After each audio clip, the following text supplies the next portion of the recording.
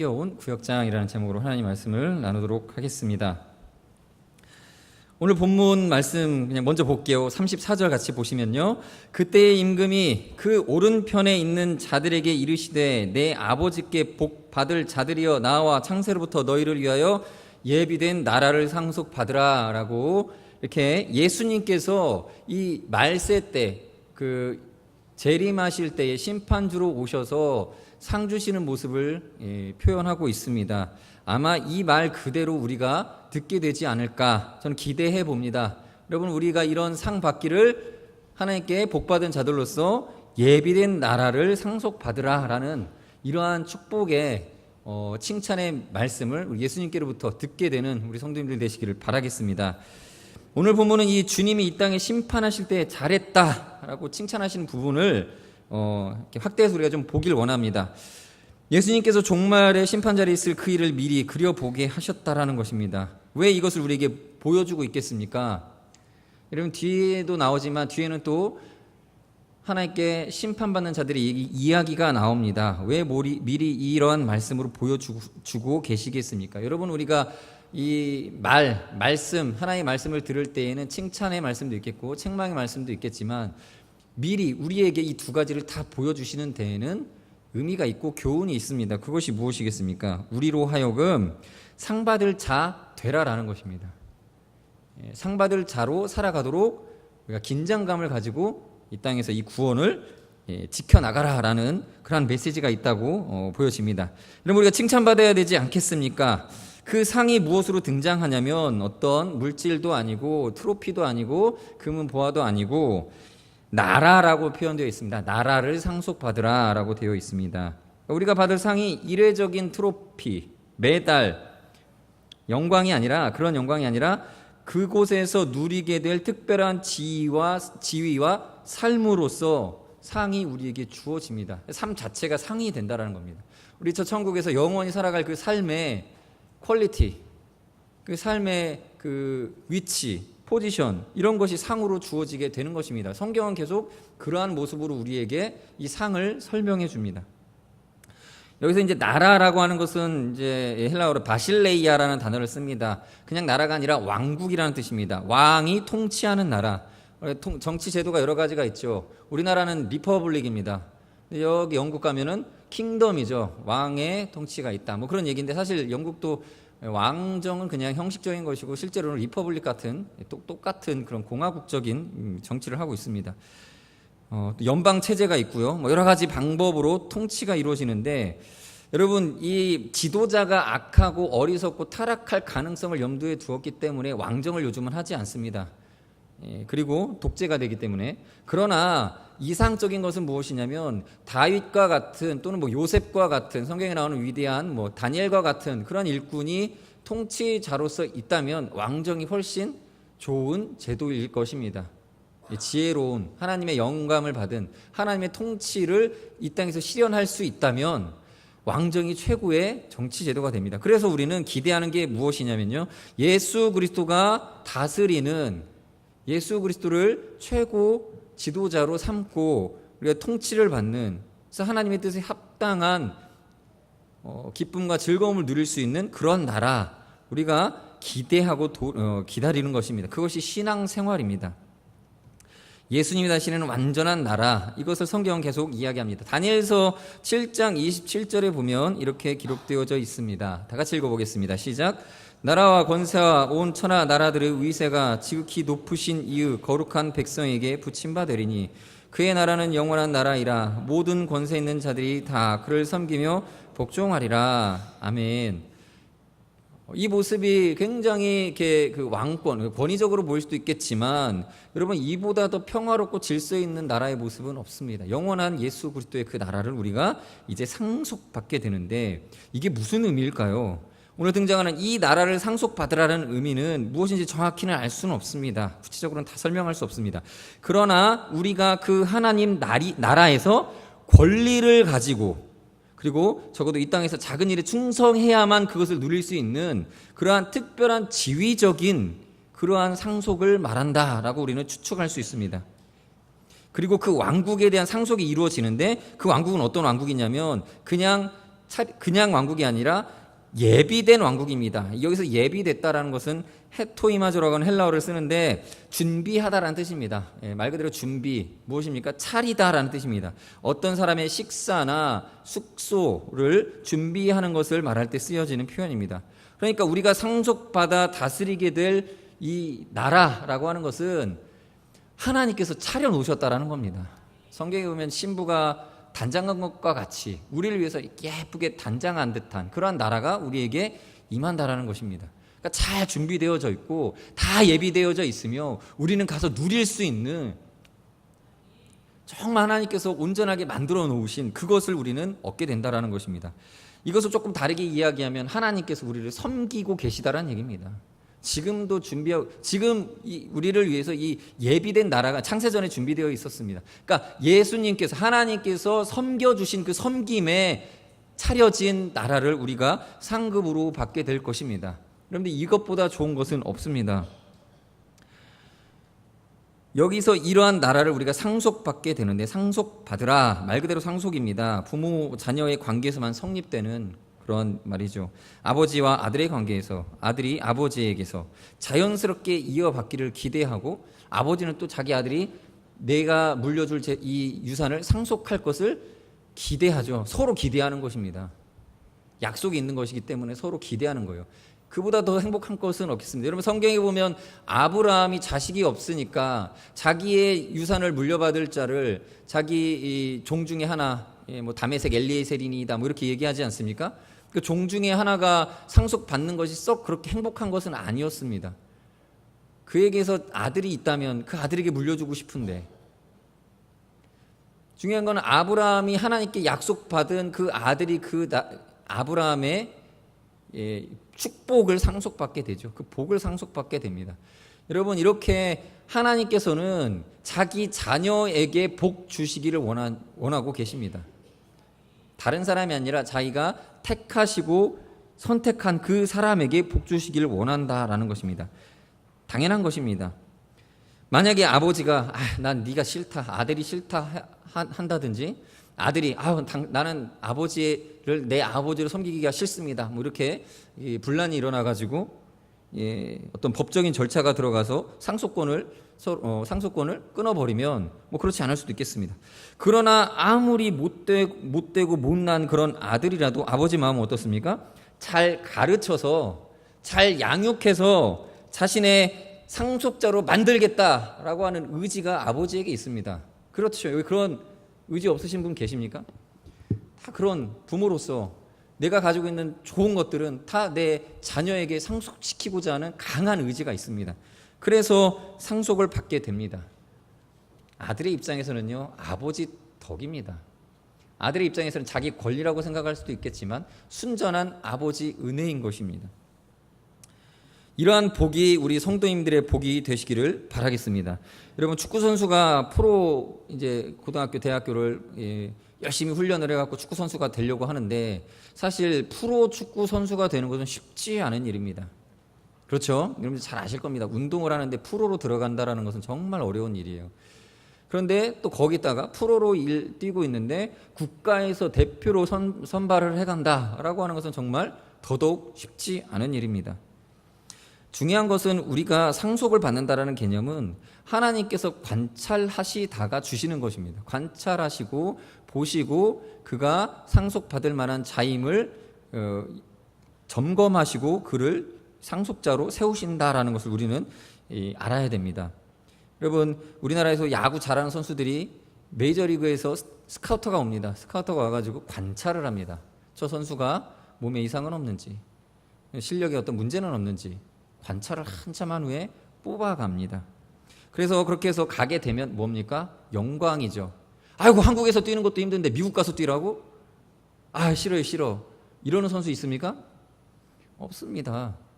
마찬가지로 우리가 이 땅에서 작은 일에 충성되었을 때 하나님께서 그 하나님 나라에 정확히 어떤 형태로 우리가 그 상속을 받는지는 모르겠지만 스카우트를 하신다는 거예요. 이 땅에서 충성된 자들을 택하셔서 이 나라를 상속받으라라고 우리에게 그 영광을 덧입히신다는 것입니다. 여러분, 외국 선수들 큰 무대로 가면요, 대우가 다르고요, 환경이 달라버립니다. 영광입니다. 우리는 하나님 나라의 영광을 상속받을 자임을 기대하십시다. 전 세계 인구가 68억으로 추정이 됩니다. 그 중에 기독교인들이 대략 기독신문에서는 11%라고 말합니다. 근데 제가 알기로는 그보다 훨씬 적을 것입니다. 그 중에 구역장은요, 예수님께서도 12제자를 가르치신 것과 같이 12명 중에 1명, 13명 중에 1명이겠죠. 그렇게 따지면요, 전 세계 인구 우리가 사람들 중에 구역장이 된다. 이제 구역장을 예를 들어보면요, 구역장이 된다라는 것은 엄청난 확률입니다. 130명 중에 1명이라는 거예요. 130명이 1명. 제가 초등학교를 군산에서 나왔는데 반이 3반까지 있었는데 전교 인원을 합치면 132명인가 그랬어요. 예. 거기서 전교 1등 할 확률 예. 로 구역장 맡으셨을 겁니다.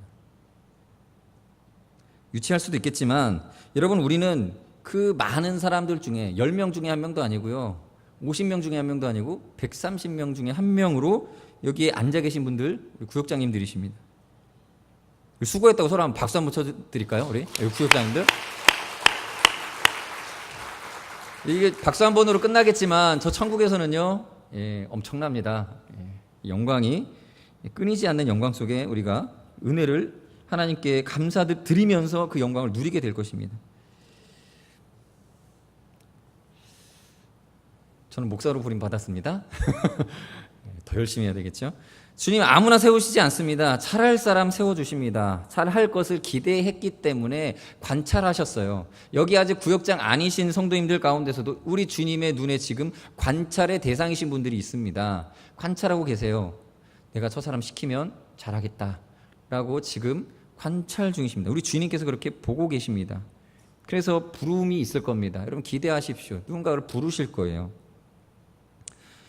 제가 왜 갑자기 구역장 얘기를 하겠습니까? 오늘 본문 제가 읽어드린 34절 뒤에 35, 36절 구역장이 하는 일을 설명해 주고 있기 때문입니다. 35절, 36절 우리가 다 같이 읽어보도록 하겠습니다. 시작. 내가 줄일 때에 너희가 먹을 것을 주었고, 목마를 때에 마시게 하였고, 나그네 되었을 때에 영접하였고, 헐벗었을 때에 옷을 입혔고, 병들었을 때에 돌보았고, 옥에 갇혔을 때에 와서 보았느니라. 여러분, 여기 이 지금 상 받는 자, 복 받는 자가 하는 일 뭡니까? 줄일 때에 먹을 것을 주었고. 여러분들, 우리 구역장들이 먹을 것도 많이 주시죠. 네. 무엇보다 말씀, 가르치는 양식, 영의 양식을 먹게 하였습니다. 목마를 때 마시게 했습니다. 여러분, 우리가 이제 신앙생활을 이제 방황하면서 나그네 같이 이 교회로 옮겨왔을 때에 누군가의 인도함을 받았지 않겠습니까? 우리 새가족 교사일 수도 있겠고, 그 또 인계가 이루어진 구역장님일 수도 있지 않겠습니까? 그때 영접하여 준 사람들이 있습니다. 헐벗었을 때에, 우리가 연약할 때에 옷을 입히고, 병들었을 때 돌아보아 준, 옥에 갇히진 않으셨겠죠. 그러나 우리가 거동이 불편해서 이 공동체 안으로 걸어 나오지 못했을 때 찾아와서 보아준 자들이 누구겠습니까? 구역장입니다. 여기 나오는 이러한 섬김들은 누구나 할 수는 있습니다. 그러나 누구나 하지는 않는 그런 일입니다. 마음이 없어서, 그렇게 할 영적인 능력이 없어서, 사랑이 부족하여서 할 수 없는 일일 수 있습니다. 그러나 주님께서 우리 구역장들에게 이 일을 맡기시고 어떠하게 되었는지 모르겠지만 여러분, 우리가 그 일들을 해나가고 있다라는 것입니다. 이게 기적입니다. 성경에 보면 돌아보다, 여기 뭐 돌보았다라는 표현이 나와요. 돌아보다, 에피스켑토마이, 관찰하다, 주의하여 보다라는 뜻인데, 양치기가 양을 돌보거나 상태를 살피는 것을 의미하는 것입니다. 양들을 보다가 양이 어디 상처가 났거나 어떤 문제가 있거나 병에 걸렸거나, 그때 목자가 와서 상태를 계속 살피고 관찰하죠. 우리 주님께서 우리를 관찰하시는 것처럼 우리도 누군가를 잘 관찰하는 것입니다. 그게 관심이고 사랑이다라는 것입니다. 이것이 복받을 자의 행한 바입니다. 36절에 보면 와서 보았느니라고 되어 있는데 원문에는 그냥 왔다라는 표현으로 되어 있습니다. 왔다. 그때 왔느니라. 나한테 왔다. 옥에 갇혔을 때 와줬다. 옥에 갇힌 자에게 찾아왔습니다. 우리가 힘이 있으면 힘이 있어서 어떤 권력이 있어서 뭐 어떤 방법이 수가 있어가지고 꺼내줄 수 있으면 좋겠지만 그럴 힘이 없죠. 그런데 와준 거예요. 병에 걸린 사람이 병 걸린 것을 우리가 고쳐줄 수는 없지만 가서 돌본 거예요. 우리가 옥에 갇히면 외롭고 두렵고 서글픈 감정에 이렇게 휩싸이게 되는데 근데 누군가 왔어요. 감격스럽습니다. 옥에 갇혀보신 분 혹시 있으십니까? 없으시죠? 제 비슷한 경험을 군대에서 했습니다. 군대가 감옥 같죠. 이런 느낌이에요. 안에 있는 사람하고 밖에 있는 사람하고 이 군대라고 하는 이 뭐라고 할까 울타리가 주는 느낌이 다릅니다. 우리 아들이나 자녀들 군대 보냈을 때의 느낌하고 당사자가 직접 그 군대 안에 들어가 있을 때의 느낌이 다릅니다. 이게 군대 얘기하면 많이 이렇게 하는 얘기입니다. 심지어 이런 말이 있죠. 군대 휴가를 나왔다가 복귀하는 순간 그 위병수를 통과하는 순간 온도가 다르다고 그러지 않습니까? 차가워진대요. 엄청 추워진대요. 들어가면. 그때 친구나 가족이 이렇게 옵니다. 찾아옵니다. 위문이라고 해야 될까요? 찾아와요. 그러면요 안에 있는 사람은 그 찾아온 것을 잊지를 못해요. 그러다가 제가 제대 후에는 또 찾아간 적이 있습니다. 근데 저는 별로 그다지 인상에 기억이 남지가 않아요. 이렇게 내가 걔를 찾으러 갔었지. 어떤 거는 기억도 못하는 것도 있습니다. 거기 안에 있는 사람과 밖에 있는 사람의 이 느낌이 다릅니다. 군대 안에 있으면요 그냥 목소리만 들어도 바깥 사람하고 목소리만 들어도 이 자유감, 기쁨이 다릅니다. 그래서 귀찮게 예전에는 그 콜렉트 콜이라고 해서 이렇게 전화가 옵니다. 이렇게 돈은 받는 사람이 내야 되는. 그리고 그 전화가 자주 오는 거예요. 그러니까 이게 돈이 낭비가 되잖아요. 근데 아까운데 자꾸 막 전화가 오는 거예요. 그러니까 나는 되게 받기 싫은데 하면 받으면요 굉장히 반가워하고 좋아요. 그래서 이거 끊어야 되는데 안에 있는 사람은 몰라요. 그냥 막 시간 가는 줄도 모르고 이 얘기 저 얘기를 합니다. 즐거워요. 근데 밖에 있는 사람 힘들죠. 그러다가 이제 흠모하는 자매하고 통화라도 되면 그 기쁨은 이루 말할 수 없겠죠. 아무튼 찾아가준 사람 입장에서는 해줄 수 있는 것이 별것도 아닌 거다라고 생각하고 찾아가서 만나 주었는데 그 안에 갇혀있던 사람이 느낄 때는 나를 찾아온 이것이 너무 감격스러운 거예요. 그래서 감사하죠. 기억에 남습니다. 저도 그래요. 군대 안에 있을 때 기억은 확연한데 밖에 있을 때 찾아갔던 기억은 좀 기억이 잘 안 납니다. 베푸는 사람은 사랑을 잘 못 느낍니다. 그러나 받는 사람은요 엄청나게 크게 느낍니다. 둔감해집니다. 주는 사람이 사랑에 둔감해지는 부분이 있어요. 그래서 여러분들이 이런 경험 있지 않습니까? 오늘날 누군가로부터 이런 얘기를 들어요. 그때 네가 나한테 이런 말을 해줬지. 나 그때 그 말 듣고 엄청 힘이 됐어. 너무 용기를 줘서 고마워. 근데 정작 나는 기억을 못해요. 내가 그런 말을 했었나? 그래서 그냥 연기를 하죠. 그랬어, 맞아, 그랬었어 하면서 이렇게 나는 해줬는데 나는 분명히 해준 건 맞아요. 근데 나는 기억이 안 나는데 그 사랑을 받은 사람은 기억을 하는 거예요. 명확하게. 이게요, 이게 사랑이라는 게 이런 면이 있습니다. 베푼 사람은 둔감해지고 받은 사람은요 뚜렷한 거예요. 사랑 받아보신 것들 물론 기억 못할 수도 있습니다. 어렸을 때 어머님께 받았던 건 좀 이렇게 기억 못하는 경우들이 많이 있죠. 그러나 마음속에 끌어오릅니다. 그러한 둔감함이 오늘 이제 37절부터 39절에 이 사랑 베푼 자의 둔감함 그것을 잘 묘사하고 있습니다. 우리 다 같이 한번 읽어보겠습니다. 37, 38, 39절입니다. 시작. 이에 의인들이 대답하여 이르되 주여 우리가 어느 때에 주께서 줄이신 것을 보고 음식을 대접하였으며 목마르신 것을 보고 마시게 하였나이까. 어느 때에 나그네 되신 것을 보고 영접하였으며 헐벗으신 것을 보고 옷 입혔나이까. 어느 때에 병드신 것이나 옥에 갇히신 것을 보고 가서 배웠나이까 하리니. 물론 예수님을 직접 섬기지 못한 것 때문에 이렇게 말할 수도 있지만 본인들의 과거 베풀었던 사랑에 대해서 둔감한 거예요.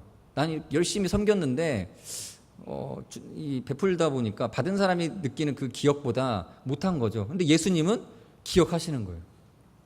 예수님은 그 약자의 마음 안에서 이미 우리의 사랑을 받으신 거예요. 그리고 그것을 잊지 못하시고 기억하셔서 너 기억 못하냐? 이제 이 뒤에 나와요. 네가 기억하게 해줄게 하면서 설명이 나옵니다. 여러분, 우리는 베풀면서 얼마나 그들이 감격했는지를 모를 수 있습니다. 그래서 내가 한 사랑이 별것 아니겠지라고 생각을 하고 그냥 수고스럽게만 느껴질 때가 있다라는 것입니다. 누군가 우리 구역장님들에게 아마 나중에 이렇게 말할 수 있습니다. 집사님, 우리 권사님 정말 고마웠어요. 받은 사람은 잊지 못하는 것입니다. 적어도 우리 예수님은 잊지 않습니다. 이렇게 표현하시죠. 내가 물 한 모금이라도, 이 소자에게 분 이 물 한 모금이라도 대접하면 그것을, 그 상을 결단코 잃지 아니하리라. 우리 주님은 그 우리가 베푼 사랑을 잊지 아니하신다라는 것입니다. 그래서 예수님께서는 이제 보시면 굳이 기억 못하는 우리에게 이렇게 친절하게 대답해 주시는 모습을 볼 수 있습니다. 40절 말씀 다 같이 읽어보겠습니다. 시작. 임금이 대답하여 이르시되 내가 진실로 너희에게 이르노니 너희가 여기 내 형제 중에 지극히 작은 자 하나에게 한 것이 곧 내게 한 것이니라 하시고, 이 작은 자에게 행한 것을 예수님이 기억하시고 계셨다라는 겁니다.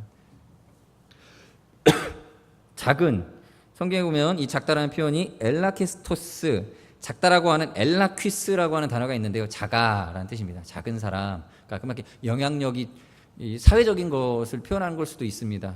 영향력이 작은 사람, 뭐 큰 어떤 보답을 기대할 수 없는 그런 사람. 우리 사회적인 약자들 그러지 않습니까? 우리가 도와줘요. 돌려받을 수 있습니까? 없습니다. 그런데 그 작은 자에게 베푼 사랑, 그것에 대해서 이렇게 이야기합니다. 엘라키스토스, 작다라고 하는 엘라퀴스의 최상급입니다. 가장 작은 사람. 우리가 섬기는 그 섬김의 대상이 때로는 우리가 어떤 열매를 기대할 수 없는 대상들도 있습니다. 오늘도 오늘 우리 오늘 구역 종강 예배니까 우리 같이 예배 드립시다 해도 안 나오는 구역원들이 있어요. 오늘은 마지막이니까 같이 모여서 예배 드리자 해도 기대가 안 되는. CCC 할 때에도요,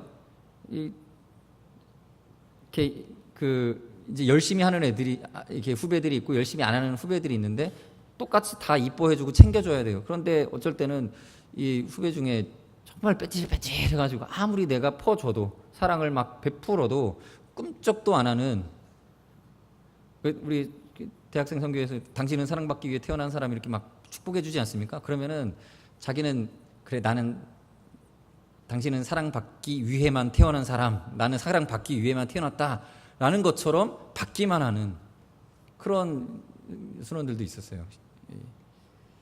그런 자들이 어쩌면 저 천국에서 작은 자일 수 있겠죠. 그런데 그런 작은 자, 아주 작은 자에게 베푼 것을 주님이 나에게 베풀었다라고 표현하고 있습니다. 여러분, 천국에 가면 놀라는 것이 있습니다. 3가지 놀란다고 하죠. 많이 들어보셨을 것입니다. 첫 번째는 내가 구원받은 것을 놀라워해요. 내가 천국에 와 있다니. 다 아는 얘기시죠? 그걸 놀랄 수 있습니다. 근데 놀라면 안 되는데 놀라게 돼요. 안 놀랄 것 같죠? 엄청나게 놀랄 겁니다, 여러분. 내가 천국에 와 있는데 진짜로? 소스라치게 놀랄 거예요. 그리고 두 번째가 뭡니까? 아니, 저 녀석이 와 있다니. 저 사람은 구원 못 받을 줄 알았는데 저 사람이 와 있다니 하면서 놀라요. 세 번째는, 아니, 그분이 안 오셨다니. 그분은 오실 줄 알았는데. 그런 사람이 있겠죠. 예수님 잘 믿는 척했지만 실제로는 예수님 믿지 않았던 그런 사람들이 있을 수 있겠죠. 근데 저는 여기에다 한 번 더 놀랄 것이 있다라고 말씀드리고 싶습니다. 뭐냐면, 물론 두 번째 사랑하고도 비슷할 수 있겠지만, 내가 그렇게 잘 섬기고 노력해도 꿈쩍도 안 하던 그 녀석이 와 있다니. 그 사람이 와 있다니. 내가 그렇게 애쓰고 수고해도 전혀 미동도 하지 않던, 그 마음의 변화가 전혀 없을 것 같던 그분이 와 있다니 하고 놀라게 될 것입니다. 지금 오늘 이 마지막 40절의 말씀이 아마도 이 놀라는 순간을 표현한 것일 수도 있겠다. 아마도까지는 표현을 써서 죄송합니다만 놀랄 겁니다. 제가 언제 예수님께 섬겼습니까? 내가 예수님 언제 돌아보았습니까? 하고 있는데 예수님께서 저 멀리서 그 작은 자 한 명을 보여주시면서 네가 저기 저 작은 사람 하나에게 한 것, 저 사람이 구원 받았네? 를 발견하면서 그때 예수님 한마디 하시죠. 에게 한 것이 내게 한 것이야. 깜짝 놀라는 거예요. 아, 내가 섬겼던 그 사람이 구원 받았구나. 그렇게 눈물로 기도해도 내가 이 천국에 오기 전에 눈 감기 전에 또 안 믿었던 그 사람인데 와 있었네 하고 놀라게 된다는 것입니다. 여러분, 우리가 섬겼던 그것이 헛되지 않다라는 걸 보여주고 있는 장면입니다. 여러분, 우리가 헛된 줄로 알았던, 아무것도 아닌 줄로 알았던 섬김 때문에 구원받을 사람이 있습니다. 그리고 여러분, 우리 구역장님들이 그렇게 기도하고 마음 쓰고 찾아뵙고 했던 그분이 여러분의 그 섬김 때문에, 성경에 보면 그분 때문에 이 사람이 지금 예수님이 뭐라고 합니까? 여기 내 형제라고 말하고 계세요. 그분이 그 작은 자를 내 형제라고 칭하고 계십니다. 예수님께서 자기 형제라고 말하고 계셔요. 구원받았다라는 얘기예요. 이 지극히 작은 자가 지금 예수님 곁에 있는데 그 형제, 네가 그때 섬겼던 그 형제야. 여러분, 우리는 모든 일에 충성해야 됩니다. 때로는 헛된 일처럼 느껴지는 사랑, 섬김일지라도 그 섬김 때문에 그분이 구원받습니다. 그분이 예수님 곁에 와 앉아 있을 것입니다. 그것을 믿으시면서 이 놀라운 은혜를 하나님 앞에 받은 자로서, 맡은 자로서 충성하는 우리 구역장님들 되시길 바라겠습니다. 같이 기도하시겠습니다. 시간 같이 기도하실 때 두 가지를 위해서 기도하겠습니다. 주님, 나를 세워 일꾼 삼으신 것이 큰 은혜임을 알고 감사하는, 그렇게 직분자로 살아갈 수 있게 해달라고, 더 큰 이 하나님의 맡기심을 사모하는 믿음을 갖게 해달라고 기도하시고요. 두 번째는 우리가 섬기는 모든 섬김이 결코 헛된 것이 하나도 없습니다. 열매 맺을 줄로 믿고 모든 수고에 충성스러운, 작은 자에게 베푸는 사랑을 거두지 않는 그러한 주의 일꾼 되게 해달라고 같이 잠시 기도하는 시간 갖도록 하겠습니다.